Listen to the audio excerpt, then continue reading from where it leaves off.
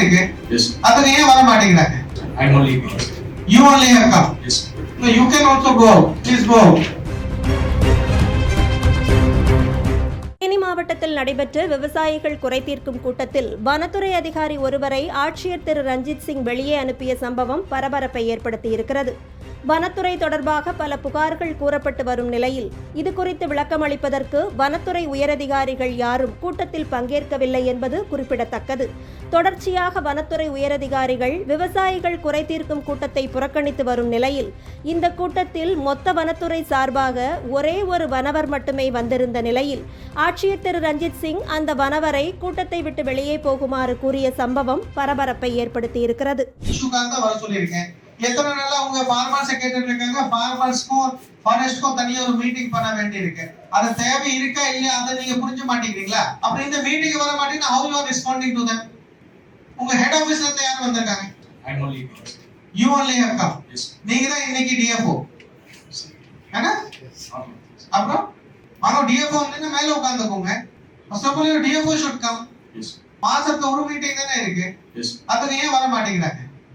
முக்கியமானது நான் சொன்னேன், இப்பதான் ஜஸ்ட் ரிப்பீட் பண்ணேன். Except one or two here and there, it is related to only few departments only. Yes. அந்த டிபார்ட்மெண்ட் தான் முக்கியம். அந்த டிபார்ட்மெண்ட் மட்டும் எஸ் சார் சொல்லிட்டு நீங்க வர மாட்டேங்கிறீங்க. I will speak, sir. Start of this. எந்த சார் கிட்ட பேசுறீங்க? You can also go. நானே பாத்துக்கிறேன். அப்புறம் நீங்க என்ன புதுசா மாவட்டா பாக்குறீங்க?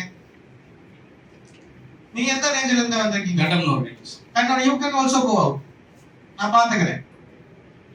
டிடி சைடுல இருந்து யார் வந்திருக்காங்க? DD sir. நீங்க தான். எஸ். நீங்க தான் வந்திருக்கீங்க. எஸ். உங்களுக்கு தான் அதிகமா இஷ்யூ இருக்கு.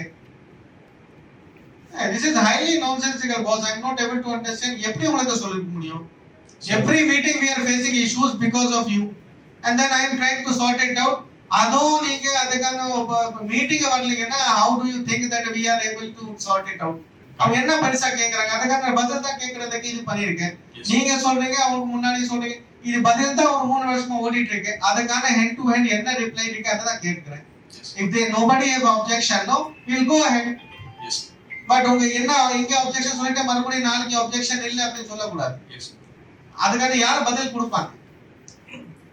Why I am taking so much time to speak to other department? What you think they are not working? They are also working. Hard working எல்லாமே இருக்காங்க. ஏன்னா இது வரைக்கும் அந்த மாதிரி நான் யார்கிட்ட சொல்றதே இல்லைங்க.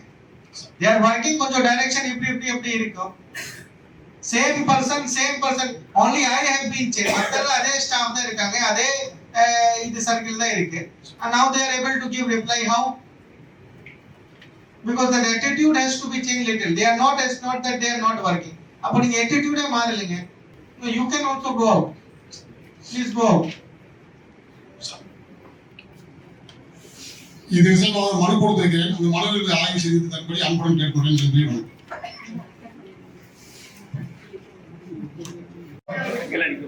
அனைவருக்கும் வணக்கம். நான் தமிழ்நாடு விவசாய சங்க மாவட்ட செயலாளர். என் பேர் குலசேகரன். இங்க வனத்துறையினர்கள் வனத்தை பாதுகாக்கிறோம்.